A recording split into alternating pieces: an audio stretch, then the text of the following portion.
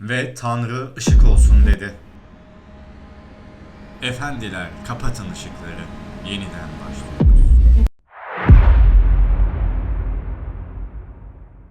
Evrensel aydınlanma çağını başlatan Güneş. Bazıları ona taptı. Bazıları karartmaya çalıştı. Anadolu'daki halklar da güneşi balçıkla sıvayamayacağımızı söyledi. Peki hepsinin ortak noktası ne? Tarih sadece kazananların yazdığı bir hikaye midir? Yoksa coğrafyanın bağrında sessizce bekleyenlerin mi?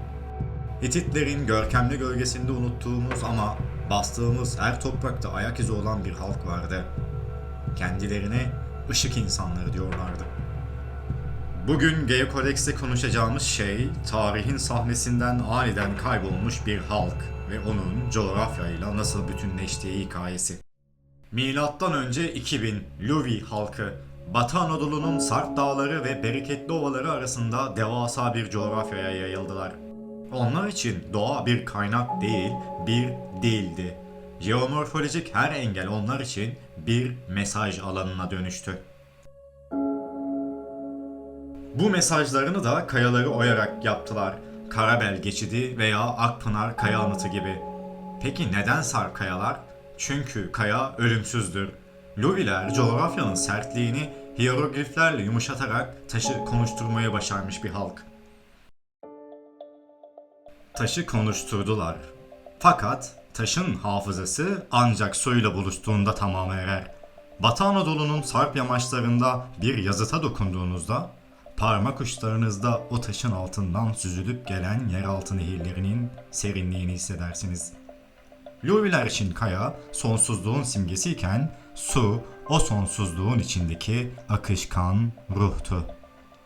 Peki bu insanlar suyu neden bu kadar kutsal gördü? Sadece tarım için mi? Hayır. Bir coğrafyacı için kaynak bir yeraltı sirkülasyonuyken bir Luvi içinse yeraltı dünyasına açılan bir ruhtu, bir kapı gibiydi. Eflatun Pınar ve İvris kaya anıtları görüntüleri de bize bu akışı ve bu ruhsal bağlantıyı kanıtlıyor. Tanrı Tarhunza'nın elindeki buğday başakları ve üzüm salkımları aslında Anadolu'nun iklimine yazılmış bir şükran dilekçesidir. Onlar gökyüzündeki fırtınayı topraktaki bereketle birleştiren bir köprü kurmuşlardı.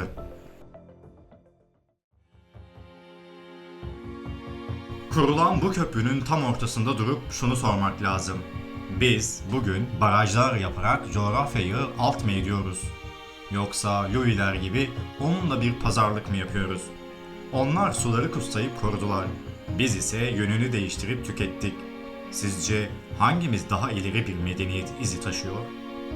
Louis'lerin ışık felsefesi aslında insanın doğadaki yerini bir aydınlanma olarak görmesinden doğar. Coğrafya onlara bir kader sundu. Onlar ise bu kaderi bir sanata dönüştürdü. Louis halkı da tıpkı Hititler gibi tarih sahnesinden bir anda çekildiler. Belki bir istila, belki büyük bir kuraklık. Ama isimleri bugün hala Anadolu'nun her köyünde, her pınarında yaşıyor.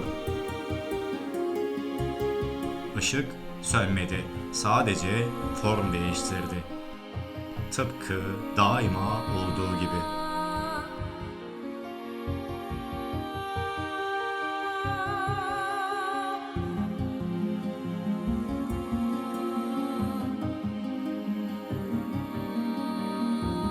Evet, sonuçta Louis'ler tarih sahnesinden ve bu topraklardan çekildiler. Ama hala aynı olan ve varlığını devam ettiren bir şey var. Coğrafyamız.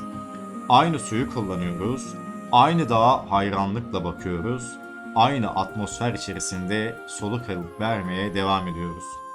Geokodex anlamında söylemek istediğim şey şu: günümüz teknolojisinin, yapay zekanın ve insanlığın anlam arayışından uzaklaşmasının ötesinde bir ruh inşa etme çabamı desteklerseniz kanalıma abone olmanız yeterli. Çünkü bizler değişebiliriz. Zaman farklılaşabilir. İhtiyaçlar çeşitlenebilir.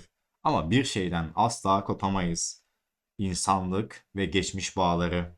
Biz geleceğe merakla, geçmişe ilgiyle bakmaya, coğrafyayı din, mitoloji ve felsefeyle birleştirmeye, tarihle yoğurmaya devam edeceğiz.